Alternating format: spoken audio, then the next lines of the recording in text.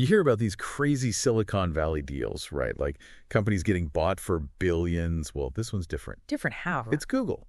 And they're shelling out $2.7 billion, but not for a whole company, for one person. Whoa, seriously, 2.7 billion. Who is this person? Some kind of tech wizard? You could say that.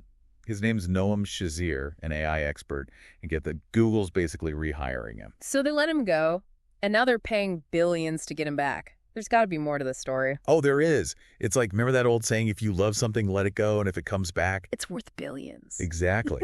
But before we get into why he's worth more than some entire companies, we got to talk about this guy, Noam Shazir. Yeah, he's not just some random coder. This guy's a big deal in the world of AI. And even if you're thinking AI, that's not really my thing, trust me, you've probably used something Shazir's had a hand in. Think about it. Back in 2017, he co-authored this paper called Attention is All You Need. And it kind of blew everyone's minds. Over 100,000 citations. It's like the AI equivalent of a hit song that everyone's covering. Totally. It's the foundation for a lot of the AI we take for granted. That predictive text on your phone, finishing your sentences. Oh, yeah. Probably uses some of those concepts. Same with those eerily accurate recommendations you get online. Okay, those are a little creepy, but yeah, point taken. This guy's the real deal. And that's just the tip of the iceberg. He's done a ton of work at Google. Ever get the spelling corrections on Google search? All the time. Saves me from some embarrassing typos. That's Shazir. He also helped develop one of the first chatbots that could actually hold a conversation like a real person. So we're talking about someone who's not just predicting the future, he's building it piece by piece. Exactly. But then he left Google back in 2021. Why? What happened? Seems like he was working on this really advanced AI chatbot, but Google, they decided to keep it under wraps. Really? I'm curious, why wouldn't they release it? Who knows for sure, but you can imagine releasing something that powerful. Yeah, it comes with a lot of responsibility. Right, maybe they weren't ready to deal with all the potential consequences. It makes you think, huh? Mm. So what did Shazir do? Well, he didn't just sit back. He decided to take matters into his own hands. I like this guy already. He teamed up with another AI expert, and they co-founded a company called Character.AI. Character.AI, right?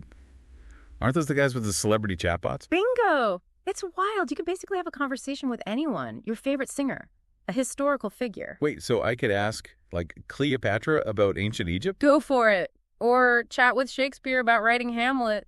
The possibilities are kind of endless. That's genius, really. People love celebrities that, like, built into our DNA. I bet it took off. Oh, big time. They've got something like 20 million users a month. That's more people than some countries. Seriously. And they built that in what, just a couple of years? And get this, they hit $1 billion valuation in, like, no time flat. Billion with a B. That's a pretty sweet comeback story. Shazir leaves Google, starts a company based on the very thing they wouldn't let him release. And now it's worth $1 billion. That's got to sting a little. It did. And that brings us back to this whole $2.7 billion thing, right? Google, they're not just getting Shazir back. They're buying back into what they let slip away. Exactly. It's like they gave him $1 million, he turned it into $1 billion, and now they're buying him out. Smart move for Shazir, but what's the angle for Google? Why go through all this? Well, think about it. They get instant access to all of Character.AI's technology. Algorithms, data, all that good stuff. So instead of playing catch-up, they're buying the Ferrari that's already winning the race. Pretty much. But there's another piece to this puzzle. They're licensing the technology, not buying the whole company. Ah, I see. Less messy than a full-blown acquisition. Way less messy. No antitrust lawsuits, no public hearings. It's strategic. You got to hand it to them. Sneaky, but smart. Sounds like a power move for sure. But okay, so what does all this AI stuff mean for, regular people like me? It means the future is closer than we think. We're not talking about some far-off sci-fi movie anymore. So no robot butlers anytime soon? Maybe someday, but think more immediate. What if your phone could anticipate your needs before you even knew you had them? Now that's kind of cool. Right. Or imagine education that adapts to your learning style. AI tutors, personalized lessons. Never been a game changer back in my school days. What else? Medical diagnoses, but incredibly accurate, all thanks to AI. Okay, that's amazing. But it's a little, I don't know, freaky too. Like, are we living in a sci-fi movie now? And who's really in control, Is it us or these algorithms? It can feel that way, yeah. Yeah. Especially when these AI things seem to know what you're thinking before you even think it. Exactly. But they're just tools, right? That's the thing, they are. Powerful tools, sure, but still tools. And what's really interesting, what this whole Google deal highlights, is how important the human element still is. Yeah. You need that spark, that creative thinking. So it's like all the data and algorithms in the world can't replace good old-fashioned human ingenuity. It's like having the best ingredients, top-of-the-line kitchen, everything. But you still need a chef who knows how to use it all. That's what Shazir is, the chef. And Google, they realized they let their best chef get away. It's more than that. It's not just the technical skills. It's the vision, seeing what's possible, what nobody else sees. Like, remember that quote, "Any sufficiently advanced technology Is indistinguishable from magic." Right, I get it. And Shazir, he's the magician. Makes you think this whole journey from Google to starting his own thing, then back to Google. It shows you this AI future, it's not about ones and zeros. It's about people, passion, chasing these groundbreaking ideas. It's like, I don't even know, a high-stakes poker game. But the winner gets to reshape the world. And billions of dollars are on the table. So what happens next? What's the next move in this game? That's the billion-dollar question. We don't have a crystal ball. Nobody does. But one thing's for sure. What's that?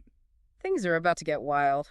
When a company like Google makes this kind of move, they're making a bet on the future.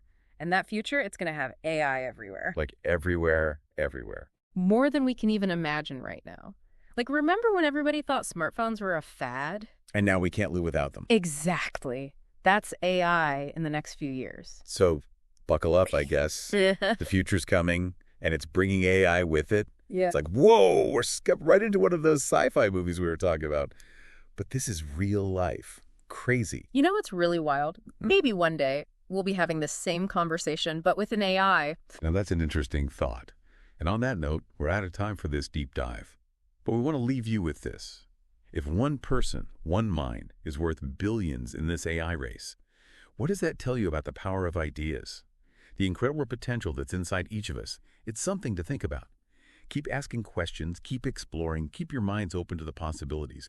Who knows what we'll discover next? Until then, take care and keep on diving deep.